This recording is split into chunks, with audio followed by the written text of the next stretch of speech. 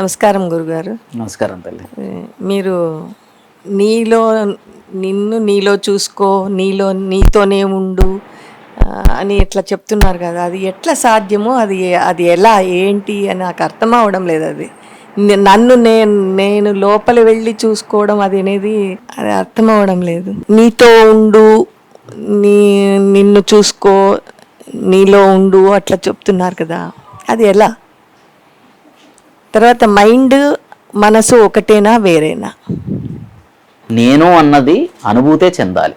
అది ఎలా అంటే మనం ఏంటి అసలు?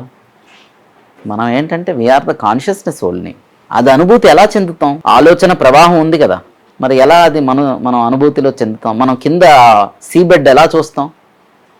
ఆ సీ బెడ్లో ఉన్న ఇది ఎలా చూస్తాం? మరి there is so much disturbance.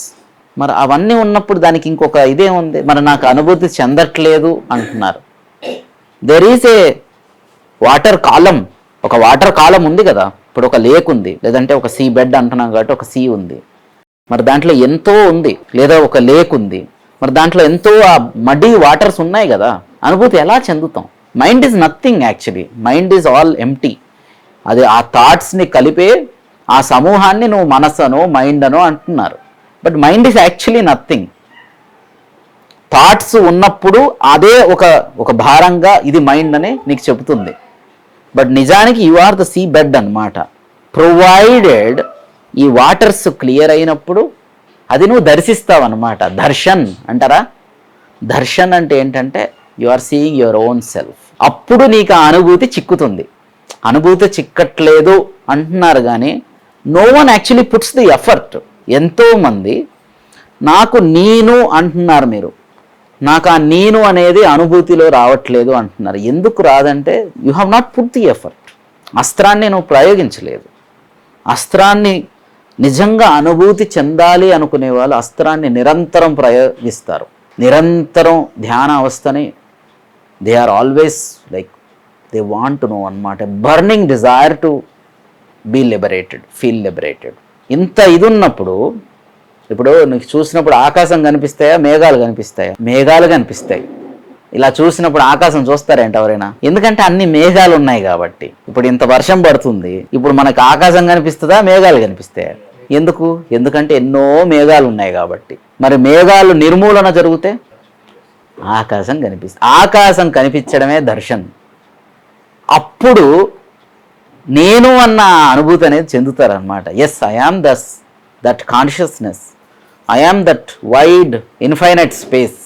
అది మనకి ఆ దర్శనం జరగాలంటే ఫస్ట్ ఆ లేయర్స్ ఆఫ్ ఇది ఇగ్నరెన్స్ని మనం తీసే ప్రయత్నం చేయాలి. Or softly you can recognise. చేసే పనిలో you have to slowly merge into action. ప్రతి పని మెడిటేషన్స్ చేస్తే slowly your thoughts will go and you will see the sea bed. చేసే పనిలో కూడా మన పనిలో ఉండడం. ప్రతి పని మనకు ఒక opportunity to dive into your self. ప్రతి పని, కుకింగ్ నుంచి మాపింగ్ ద ఫ్లోర్ వరకు, బ్రూమింగ్ వరకు, వాషింగ్ ద డిషెస్ వరకు, or cleaning the car, washing your pet, taking bath, cutting your nails, watering plants. ప్రతిదీ నీకు ఒక ఆపర్చునిటీ అనుభూతి చెందడానికి. ఎప్పుడంటే నువ్వు మనసు పెట్టాలి అక్కడ. మనసు ఎప్పుడైతే నువ్వు పెడతావో అదే భక్తి. భక్తి ఉన్నప్పుడు అనుభూతి చెందుతావు. ఇంకొక ఆప్షనే లేదు అక్కడ. దర్శనం జరుగుతుంది. సో ఎస్, ఇదేంటంటే ఇది అందరికీ ఉండే ఒక ప్రశ్న. నేను అంటున్నారు, అది పట్టుకోవడం ఎలా? యాక్షన్లో ఉండడం ఒకటి, పరిపూర్ణమైన ప్రజెన్స్లో ఉండాలి. మనం చేస్తున్నాం నెయిల్స్ కటింగ్, ఇలా కట్ చేయాలి. ట్రిమ్ చేస్తున్నావు, ఓకే ట్రిమ్ చేయాలి. పరిపూర్ణమైన మళ్ళీ అప్పుడు మెయిల్ వచ్చి ఉంటుందా ఆఫీస్ నుంచి, అలా కాదు. అప్పుడు నువ్వు లేవు, ప్రెజెన్స్ లేదు అక్కడ.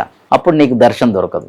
యూ హ్యావ్ టు కంటిన్యూస్లీ అలాగా ఇంకా ప్రపంచమే లేదు అన్న భక్తి రావాలన్నమాట. అంత భక్తి, అలాంటి ఒక భక్తి. అప్పుడు there is no other way but to self realise. అనుకుంటే సాధ్యం. Just the desire to realise is enough to realise. అర్థమైందా తల్లే?